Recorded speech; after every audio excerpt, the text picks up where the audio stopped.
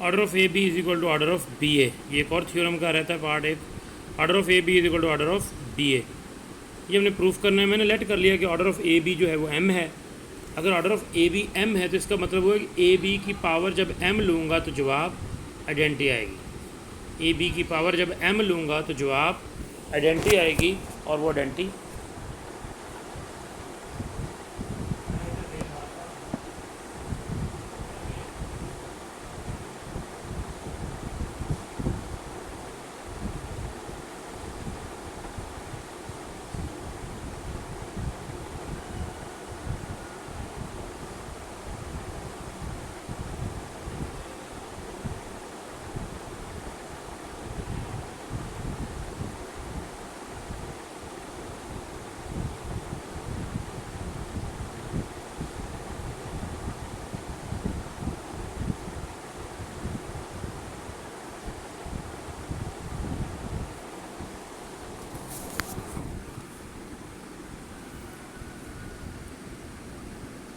यानी A B की power M लेने से आइडेंटिटी हो जाएगी। ए बी की power M mean A B A B A B A B M times A inverse से इधर भी मल्टीप्लाई किया, इधर भी मल्टीप्लाई किया, क्योंकि ए अगर ग्रुप का एलिमेंट है तो ए इनवर्स भी ग्रुप का एलिमेंट होगा।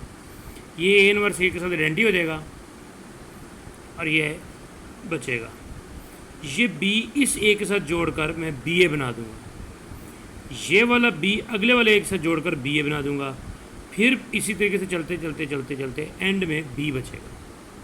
अब मैं राइट की तरफ से ए अप्लाई कर दूंगा दोनों तरफ, ए इनवर्स से ये B A B A B A B A B A B A कितनी दफ़ा, एम दफ़ा, तो बी ए की पावर एम आइडेंटिटी है, ये इनवर्स से आइडेंटिटी है। इसका मतलब ऑर्डर ऑफ बी ए भी क्या है, एम है। या मिस्टेक है नोट्सों में, ऑर्डर ऑफ बी ए क्या हो जाएगा, एम हो जाएगा, या एम आएगा।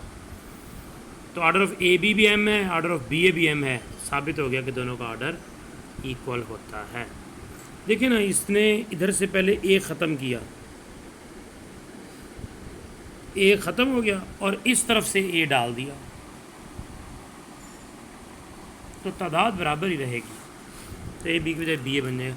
ये कुछ रिजल्ट्स हैं ग्रुप थ्योरी के, ये ऑलमोस्ट आप क्वेश्चन बुक से पढ़िएगा, ये सारे के सारे ही फॉल्स है सिवाय आखिरी के ग्रुप में group has more than one identity नहीं, ग्रुप में एक से आइडेंटिटी नहीं होती, नल सेट नहीं, नल सेट ग्रुप नहीं होता क्योंकि सेट की डेफिनेशन है कि नॉन एम्प्टी हो, कैंसिलेशन लॉ फेल्स नहीं, ऐसा नहीं हो सकता, हमने थ्योरम में पढ़ा है कैंसिलेशन लॉ ऑलवेज होल्ड करता है। इसी तरीके से आगे ये सारे रूल्स हैं, ये पढ़ लीजिए, ये सारे ही फॉल्स हैं। आखिरी वाला सही है कि each element of a group there corresponds only one inverse, हर ग्रुप का एक एलिमेंट का, हर एलिमेंट का एक इनवर्स होता है।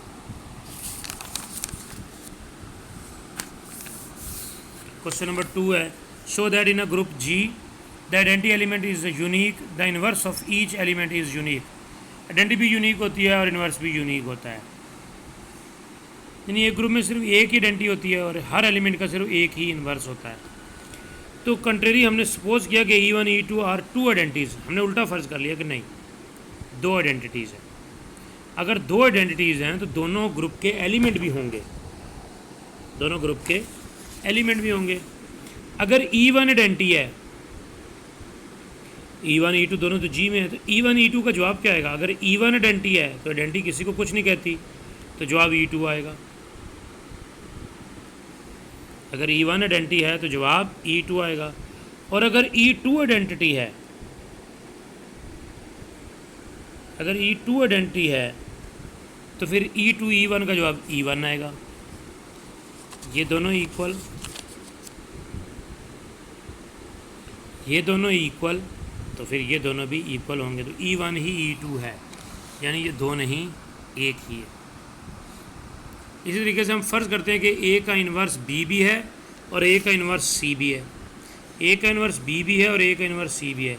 ए का इन्वर्स अगर बी है तो इट्स मीन दैट ए जब बी से या बी जब ए से मल्टीप्लाई होगा तो आइडेंटिटी पैदा होगी, ये इन्वर्स की डेफिनेशन है। अगर ए का इन्वर्स बी है तो ए बी से, बी ए से मल्टीप्लाई तो आइडेंटिटी, और अगर ए का इन्वर्स सी है तो ए सी से मल्टीप्लाई हो, सी ए से मल्टीप्लाई हो तो आइडेंटिटी। अच्छा, ए बी सी जी के एलिमेंट्स हैं, जी ग्रुप है, ग्रुप में एसोसिएटिव लॉ होल्ड करता है, यानी बी ए सी बराबर होगा बी ए सी के, ब्रैकेट अपनी जगह बदलेगी। मैं इस बी ए की जगह क्या लिख सकता हूँ, इस बी ए की जगह आइडेंटिटी, और इस ए सी की जगह क्या लिख सकता हूँ, identity C is equal to B. It's mean that ये 2 नहीं 1 है।